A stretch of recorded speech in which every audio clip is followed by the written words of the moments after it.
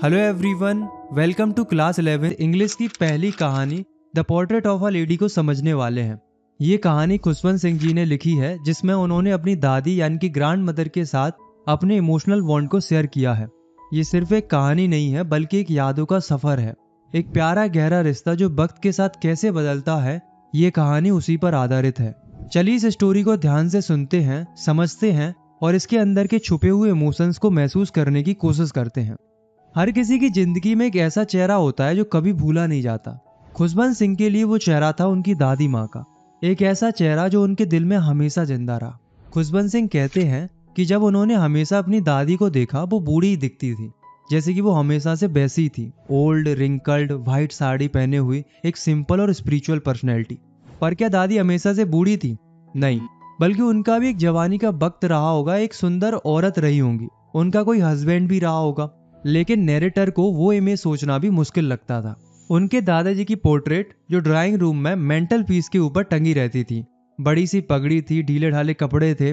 उन्हें देखकर ऐसा लगता था जैसे उनके सिर्फ बहुत सारे पोता पोती हो सकते हैं, वाइफ और बच्चे नहीं।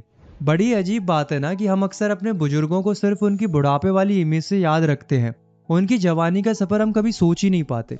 खुशवंत सिंह कहते हैं कि दादी के बुढ़ापे में एक अलग ही नूर था, ना सजावट थी, ना श्रृंगार था, सिर्फ एक शांत सी रोशनी थी। उनका चेहरा झुर्रियों से भरा हुआ था, लेकिन हर लकीर एक कहानी सुनाती थी। वो हमेशा सफेद साड़ी पहनती थी, उनका एक हाथ कमर को संभालता था और दूसरा हाथ माला गिनता रहता था। उनके चांदी जैसे बाल थे जो कि उनके चेहरे पर बिखर जाते थे, और उनके होंठ हमेशा प्रार्थना में हिलते रहते थे। उन्हें देखकर ऐसा लगता था जैसे मानो पहाड़ों पर बर्फ की चादर हो, ठंडी, सफेद और सुकून भरी। सच में वो फिजिकली प्रिटी शायद ना रही हो, पर वो अंदर से बहुत ज्यादा खूबसूरत थी, एक सिंपल और स्पिरिचुअल पर्सनैलिटी। शुरुआत के समय में जब ऑथर के माँ बाप शहर में सेटल हो गए, तो उन्होंने ऑथर को गांव में दादी के पास छोड़ दिया। पर ये अलग रहना दर्द नहीं, बल्कि एक नया रिश्ता बन गया। उनकी दोस्ती का एक सुनहरा दौर शुरू हुआ। दादी और नैरेटर हर वक्त साथ रहते थे, जैसे एक दूसरे की दुनिया हो। सुबह सुबह उन्हें दादी उठाती, प्यार से नहलाती, कपड़े पहनाती, साथ में वो अपनी लहराती हुई आवाज में प्रेयर्स गाती, इस उम्मीद में कि शायद सुनते सुनते उनका मन भी प्रेयर में जुड़ जाएगा। लेकिन ऑथर तो सिर्फ इसलिए सुनते थे क्योंकि उन्हें दादी की आवाज बहुत प्यारी लगती थी, जो कि सुकून देती थी, जबकि उन्हें प्रेयर याद करने में कोई इंटरेस्ट नहीं था। फिर दादी उनके लिए स्लेट तैयार करती थी, पेन, इंक पॉट सब एक बंडल में बांधकर उन्हें देती थी। और पता है नाश्ते में क्या होता था? एक मोटी बासी रोटी, लेकिन उस पर प्यार से लगाया गया थोड़ा सा मक्खन और चीनी। इतना सिंपल, पर उसमें माँ जैसा प्यार छुपा होता था। और फिर दोनों हाथ पकड़कर एक साथ स्कूल जाते थे। और खास बात ये थी दोस्तों कि जो स्कूल भी था वो मंदिर के साथ ही होता था। तो जैसे ही नैरेटर और बाकी बच्चे अल्फाबेट और मॉर्निंग प्रेयर सीखते थे, वैसे ही दादी वह मंदिर में बैठकर स्क्रिप्चर्स पढ़ती थी। फिर स्कूल के बाद वो दोनों गाँव की गलियों में घूमते घूमते घर की ओर लौटते थे। इसी बीच उनकी दादी उनको लोक कथाएं और भगवान की कहानियां सुनाती थी, और साथ ही साथ रास्ते के कुत्तों को रोटी डालती थी। ये उनकी एक छोटी सी आदत थी जो कि उनके दया और प्रेम को दिखाती थी। उन दोनों का जो रिश्ता था वो एक प्यार भरी आदत बन गया था, एक दूसरे की जिंदगी का एक जरूरी हिस्सा बन गया था। और फिर आया एक टर्निंग पॉइंट। जब नैरेटर के पेरेंट्स सिटी में अच्छे से सेटल हो गए, तो उन्होंने दादी और नैरेटर को भी शहर बुला लिया। और ये उनकी फ्रेंडशिप में एक टर्निंग पॉइंट था। भले ही वो सिटी में एक ही कमरे में रहते थे, पर अब दादी नैरेटर के साथ स्कूल नहीं जा पाती थी। नैरेटर अब एक इंग्लिश स्कूल में मोटर बस से जाने लगे थे। गांव की तरफ गलियों में कुत्ते भी नहीं थे जिन्हें दादी रोटी खिला सके, तो उन्होंने अपने शहर के ही घर में स्पैरोज को दाना डालना शुरू कर दिया। जैसे जैसे साल बीतते गए, नैरेटर और दादी के बीच की बातें कम होती गई। दादी अब नैरेटर की पढ़ाई में हेल्प नहीं कर पाती थी। वो इंग्लिश वर्ड्स, साइंस की बातें, Archimedes principles, law of gravity, दुनिया गोल है, ये सब उन्हें समझ नहीं आता था, और ना ही वो इसमें बिलीव करती थी। उन्हें इस बात का दुख था कि इंग्लिश स्कूल में भगवान और स्क्रिप्चर्स के बारे में कुछ नहीं सिखाया जाता। और पता है, एक दिन नैरेटर ने दादी को बताया कि अब उन्हें स्कूल में म्यूजिक लेसन्स मिल रहे। सुनते ही दादी का चेहरा थोड़ा सूख सा गया, उनका मन हिल गया। उनके लिए म्यूजिक का मतलब था नाचने वाली औरतें और सड़कों के भिखारी। उनकी नजर में ये गाना बजाना शरीफ लोगों का काम नहीं था। उन्होंने कुछ कहा नहीं, पर उनकी खामोशी सब कुछ बयां कर रही थी। उस दिन के बाद उनकी बातें कम होने लगी, और जब ऑथर यूनिवर्सिटी गए तो उनका एक अलग कमरा भी हो गया। यहाँ एक इमोशनल मोमेंट है दोस्तों। सोचिए, वो जो लड़का जो दादी का सब कुछ हुआ करता था, वो अब उनसे दूर जाता जा रहा था। एक वक्त था जब दोनों एक दूसरे से जुड़े हुए थे, अब एक समय आया जब सिर्फ खामोशी बची थी। दादी ने अपना अकेलापन बिना शिकायत के चुपचाप अपना लिया। अब वो सुबह से शाम तक बस अपने स्पिनिंग व्हील के पास बैठी रहती और माला जपती रहती थी। दोपहर में वो आधे घंटे के लिए रिलैक्स करती जब वो स्पैरोज को फीड कराती थी। ये उनके लिए दिन का सबसे हैप्पीएस्ट हाफ आवर होता था। वो बरामदे में बैठती, ब्रेड के छोटे छोटे टुकड़े करती और हंड्रेड्स ऑफ बर्ड्स उनके आसपास इकट्ठी हो जाती थी। कोई उनके लेग्स पर, कोई उनके शोल्डर्स पर और कुछ तो उनके सिर पर भी बैठ जाती थी।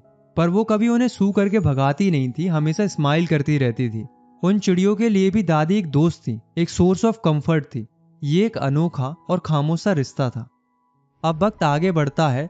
जब ऑथर ने डिसाइड किया कि वो हायर स्टडीज के लिए 5 साल के लिए अब्रॉड जाएंगे, तो उन्हें लगा कि दादी अपसेट होंगी। पर दादी बिल्कुल अपसेट नहीं हुई। वो उनको रेलवे स्टेशन तक छोड़ने आई, पर ना कोई इमोशन दिखाया, ना कोई बात की। उनके लिप्स प्रेयर में मूव कर रहे थे, मन पूरी तरीके से भक्ति में डूबा था और उनकी उंगलियां माला जप रही थी। बस उन्होंने चुपचाप ऑथर के फोरहेड पर एक प्यार भरा किस किया। नैरेटर ने उस मोस्ट इम्प्रिंट को दिल में महसूस किया, जैसे वो उनका आखिरी स्पर्श हो। पर जब 5 साल बाद नैरेटर वापस आए तो दादी उन्हें स्टेशन पर मिलती है। वो एक दिन भी ज्यादा बूढ़ी नहीं लग रही थी। उन्होंने नैरेटर को एक बहुत प्यारा हक किया और उनकी प्रार्थना भरी आवाज फिर से सुनाई दी। घर आने के पहले दिन भी उनका हैप्पीएस्ट मोमेंट स्पैरो के साथ ही था, जिन्हें वो और भी प्यार से थोड़ी डांट फटकार के साथ फीड करा रही थी, क्योंकि आज दादी बहुत खुश थी। पर उस शाम कुछ अलग हुआ। दादी ने पहली बार अपनी रूटीन प्रेयर नहीं की। उसकी जगह उन्होंने आस पड़ोस की औरतों को बुलाया, एक पुराना सा टूटा फूटा ढोल निकाला और घंटों तक उसे बजाती रहीं। वो किसी वॉरियर के आने की तरह गीत गा रही थी, जैसे उनके दिल में एक अजीब सी खुशी थी।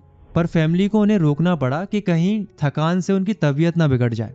और जिस बात का डर था वही हुआ। अगली सुबह दादी बीमार पड़ गई।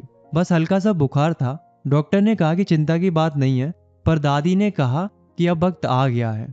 उन्होंने सबसे कह दिया कि अब वो किसी से बात नहीं करेंगी, सिर्फ प्रार्थना करेंगी। सबने मना किया, लेकिन दादी ने कुछ नहीं सुना। वो चुपचाप बिस्तर पर लेटी रहीं और फिर धीरे से बिना किसी शिकायत के उनकी जिंदगी खत्म हो जाती है। वो सिर्फ माला जपते जपते शांत हो जाती है। ये एक बहुत ही दुख भरा मोमेंट है दोस्तों। एक ऐसी दादी जिनकी जिंदगी सिर्फ प्यार और भक्ति से भरी थी, आखिर में सिर्फ एक तस्वीर बन के रह गई। पर कहानियां खत्म नहीं होती है। जब उनके अंतिम संस्कार की तैयारी हो रही थी तो उनके बहुत करीबी दोस्त आते हैं। पता है कौन आते हैं? उनकी स्पैरोज। हजारों चिड़िया उनके कोर्टयार्ड में, बरामदे में और उनके कमरे में जहां वो लेटी हुई थी, वह चुपचाप आकर बैठ जाती हैं। ना वो उड़ रही थी, ना वो आवाज कर रही थी, ना कुछ खा रही थी, बस शांत बैठी हुई थी। जैसे मानो बस ऐसा लग रहा था कि वो भी अपनी पुरानी दोस्त को एक अंतिम विदाई दे रही हूँ। हालांकि ऑथर की माँ ने कुछ ब्रेड के टुकड़े उनके लिए डाल दिए थे, वैसे ही जैसे दादी डाला करती थी। बट स्पैरोज ने ब्रेड्स की तरफ देखा तक नहीं। तो जब दादी की बॉडी को ले गए तो वो सब चुपचाप बिना आवाज के उड़ गई। अगली सुबह स्वीपर ने वो ब्रेड क्रम्स को डस्टबिन में डाल दिए। दोस्तों, the portrait of a lady एक ऐसी कहानी है जो हमें जिंदगी का सच समझाती है कि रिश्ता वक्त के साथ बदलता है। जिंदगी एक साइकिल है। एक दिन हम किसी के सबसे करीबी होते हैं और अगले ही दिन हम एक याद बन जाते हैं। सच्चा प्यार बिना शब्दों के भी जिंदा रहता है, जैसे दादी और नैरेटर के बीच का रिश्ता और दादी और चिड़ियों का रिश्ता। आपको ये कहानी कैसी लगी? क्या आपने भी कभी अपने ग्रैंड पेरेंट्स के साथ ऐसा कुछ महसूस किया है? कमेंट करके जरूर बताएं। अगर आपको ये एक्सप्लेनेशन पसंद आया तो आप इस वीडियो को लाइक कर सकते हो और इस चैनल को सब्सक्राइब भी कर सकते हो। अगर आपको इसी तरीके से अगले चैप्टर की वीडियो देखनी है तो आप यहाँ क्लिक करके देख सकते हो। ये चैप्टर काफी ज्यादा थ्रिल और एडवेंचर से भरा हुआ है। तो मिलते हैं अगली वीडियो में। तब तक के लिए टेक केयर, बाय बाय।